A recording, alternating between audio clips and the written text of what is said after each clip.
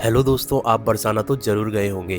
तो आज की वीडियो में मैं आपको बरसाना से जुड़ी हुई संपूर्ण रहस्यमयी बातें और इतिहास बताने वाला हूँ। तो चलिए दोस्तों शुरू करते हैं। दोस्तों, बरसाना की सबसे प्रमुख पहचान यहाँ स्थित राधा रानी मंदिर से है, जिसे लाडली जी मंदिर भी कहा जाता है। वर्तमान मंदिर का निर्माण ऐतिहासिक रूप से 17वीं शताब्दी में माना जाता है। इतिहासकार बताते हैं कि यह मंदिर ओरछा राज्य के बुंदेल राजाओं और वैष्णव भक्तों के संरक्षण में बनवाया गया था। मुगल काल के बाद ब्रज क्षेत्र में कई मंदिरों का निर्माण हुआ, क्योंकि पहले के मंदिर आक्रमणों के दौरान नष्ट हो चुके थे। उसी समय बरसाना का भव्य मंदिर भी स्थापित किया गया और धीरे धीरे यह ब्रज भक्ति का प्रमुख केंद्र बन गया। दोस्तों, यह मंदिर जिस पहाड़ी पर बना है उसे ब्रह्म पर्वत कहा जाता है। बरसाना 4 पहाड़ियों से घिरा हुआ है, जिन्हें ब्रज परंपरा में ब्रह्मा, विष्णु और महेश और इंद्र का प्रतीक माना जाता है।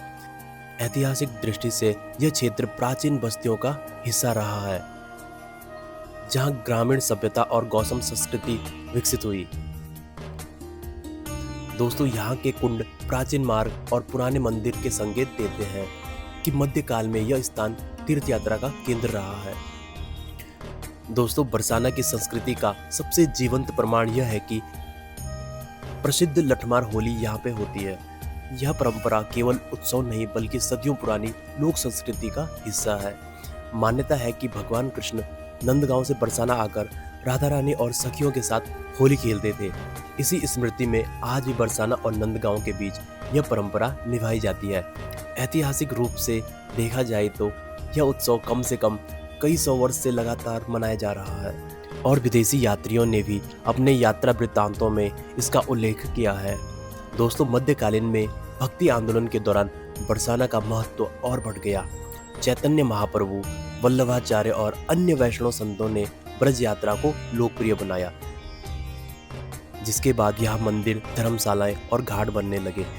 इसी समय से बरसाना तीर्थ यात्रा का स्थायी केंद्र बन गया और ब्रज की 84 कोस परिक्रमा में इसका विशेष स्थान निर्धारित हुआ। दोस्तों, आज का बरसाना प्राचीन आस्था और आधुनिक श्रद्धा का संगम है।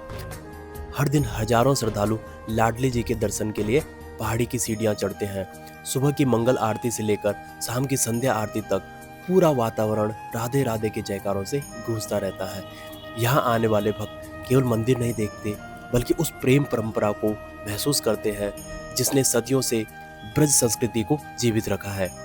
दोस्तों, इसीलिए बरसाना का इतिहास केवल पत्थरों और इमारतों का इतिहास नहीं बल्कि यह भक्ति, लोक विश्वास और सांस्कृतिक निरंतरता की कहानी है, जहां इतिहास और आस्था एक साथ चलती है।